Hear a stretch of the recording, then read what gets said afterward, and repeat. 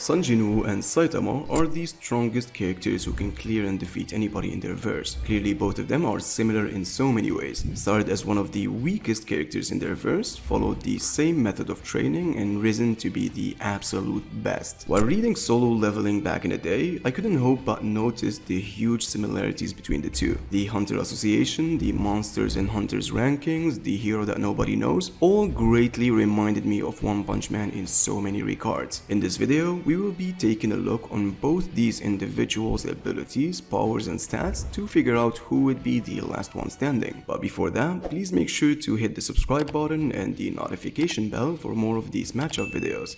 Again, thank you.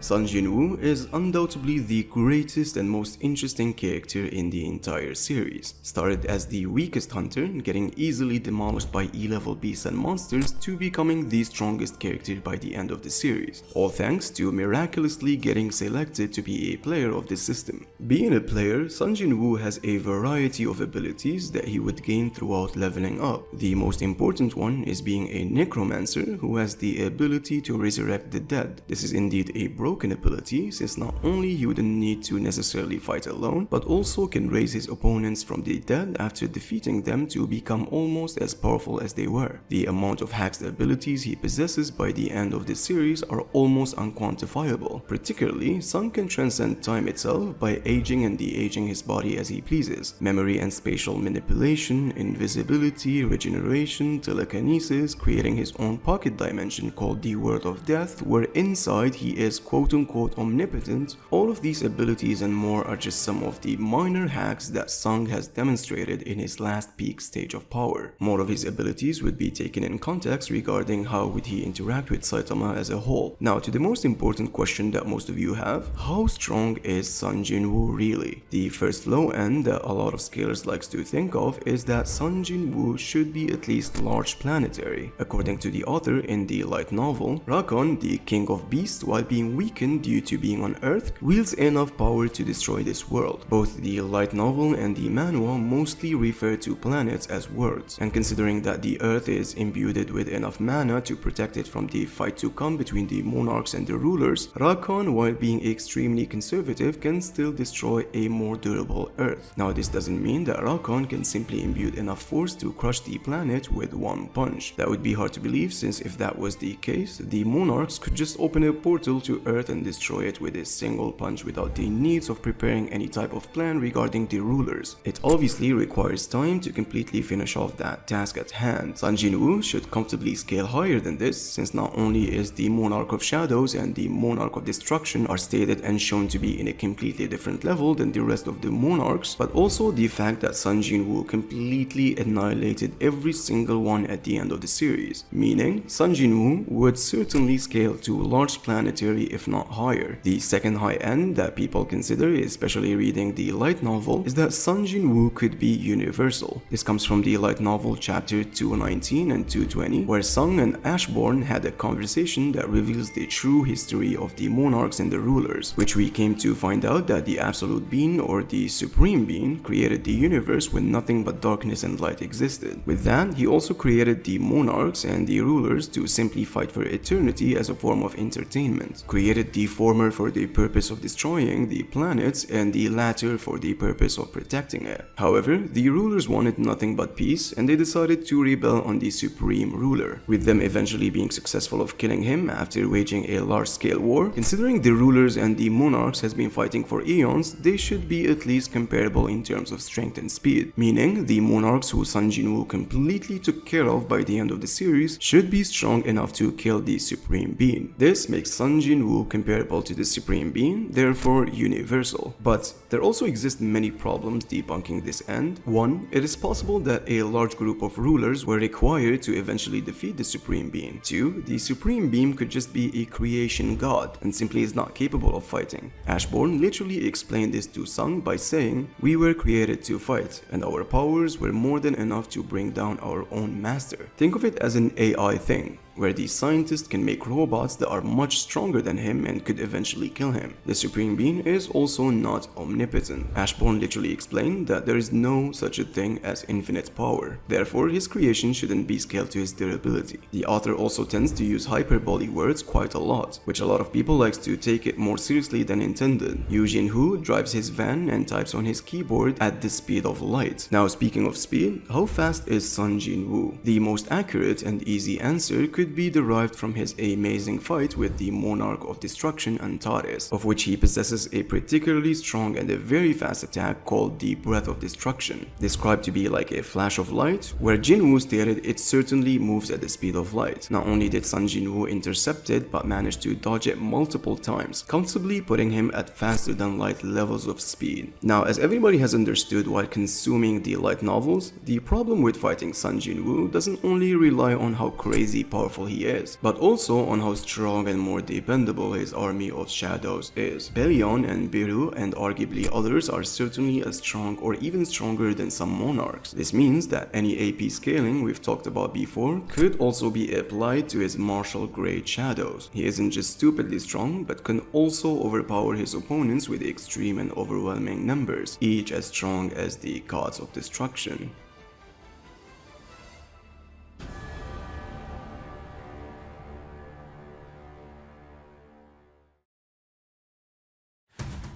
Saitama is undoubtedly the strongest character in the verse. Took him 3 years of training to reach absolute power. Power that allowed him to one-punch literally most of the character he faces. He is like an endgame character that was placed right at the beginning of the show. While reading the manga, you often want to see him out of the picture just to witness what the other characters can do. That's how crazy strong he is. Now, even prior to removing his limiter, Saitama demonstrated faster than light senses and reflexes, and was legit immune to psychokinetic and telekinesis powers. In other words, nothing can really harm him. According to Boros, Saitama possesses immeasurable energy. Goes in line with Garu's statement of Saitama being infinitely strong. This was demonstrated by showing how Saitama can adapt and grow limitlessly provided he fights an opponent that can push him to do so. There exists an official One Punch Man website that listed Saitama's strength to be infinite. I took the liberty to translate that exact word and it came out to be Tsuyusa, which only has two meanings, strength or power.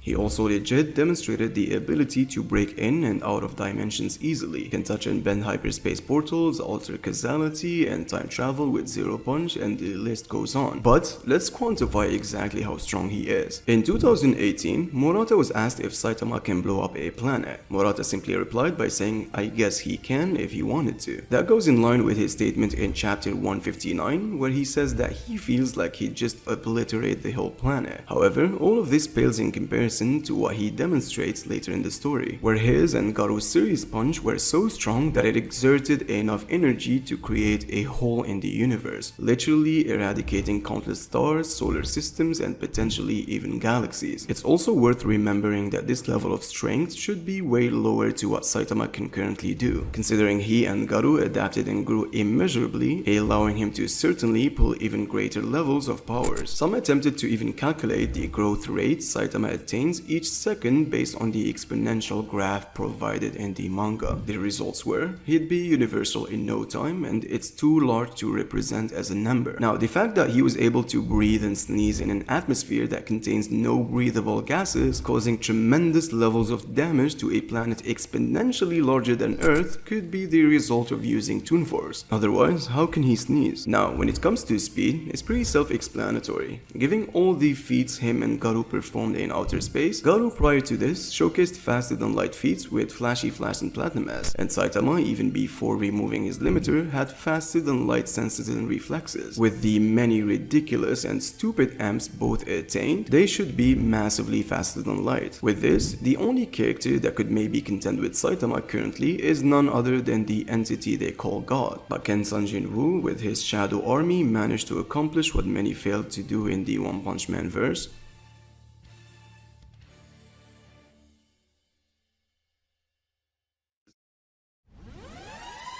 Now, 3 months before the anime debut of Solo Leveling, I decided to reread the manhwa and read the light novel for the first time. Noticed many events and statements that were not included in the manhwa version. Some say that even when it comes to scaling, you gotta note that these are two different continuities. Kinda the same applies for One Punch Man manga and the webtoon. See, since the light novel is more detailed and obviously is the original source material, I figured it would be appropriate to use the light novel when scaling this series. Rakan, the King of Beasts, was not stated to wield enough power to destroy the world in the manhwa, only in the light novel. But nonetheless, can Sun Jin-woo defeat Saitama? Now, it's pretty self-explanatory that simply one just being planetary, whether it's large or small, is just not gonna cut it against Saitama. I would argue even with the humongous large army Sang has, he would still lose miserably. One sneeze from Saitama can wipe out his army easily, with the exception of the high-tiered shadows like Belion, Beru, and Igris surviving the sneeze just to get killed after with a serious punch. The massive difference in strength and speed guarantees the victory for Saitama. Even the option of escaping isn't available. Saitama is fast enough to reach him in no time wherever he is. If he decided to use the portals, Saitama could just literally kick them away. Sun Jin-woo obviously has many other tricks he can employ, but I would argue nothing he can use can work on Saitama. The only win con he has is to trap Saitama inside his own dimension where he is omnipotent and defeat him right there. However, even that would be futile against him since he already demonstrated the ability to break out of the dimension that certainly exists only in Phoenix Man's mind. Ruler's authority, which is basically telekinesis, bloodlust, stealth are all useless when dealing with just a significantly stronger opponent like Saitama. This would not be close at all. Now for the second case, which is highballing Sun Jin-woo to be universal, even when I provided the many problems that entails in Sun Jin-woo's part, this could be very interesting. Though I like to preference that I do not agree with this scaling at all, and certainly think it's a huge wank granting Sun Jin-woo universal levels of AP. But if that's the case, then Saitama should be inferior when it comes to AP, and still massively superior when it comes to speed. For all intents and purposes, I cannot think of any way for Sun Jin-woo to even intercept and react to him other than invisibility. Sung is at best faster than the breath of destruction that moves at the speed of light, where Saitama should be hundreds or 1,000 times faster than that. However, Saitama's strikes should not hurt Sun Jin-woo either. If Sung's durability scales to his AP, which is universal, multi-galaxy levels at best is just not gonna cut it. But due to the massive speed difference, Saitama still has the option to try as many as he wants. He could also first get rid of as many shadows as he can, and if he continues to adapt and grow limitlessly based on his growth rate, he would eventually reach or surpass Sung's level. I would say it could go either way, since if Sung manages to catch Saitama, it would be over. However, as I said, when reading Solo Leveling, in no time it was implied that the absolute being can do anything more than create and that Sun Jin-woo is universal. This is a huge overestimation to his overall level, and if this is not included, Saitama wins and it's not even fair. Now to sum up everything, Saitama would completely annihilate Sun Jin-woo if he is planetary. He can bring as many death soldiers as he can and still would not make a difference. He is too strong and far too fast compared to Sun. However, Saitama would find a hard time to fight Sun Jin-woo if he is universal. His high-level shadow soldiers like Belion and Beru should also scale similar to that level. The only two things Saitama has going for him are speed and his infinite potential and growth rate. If he somehow gets caught,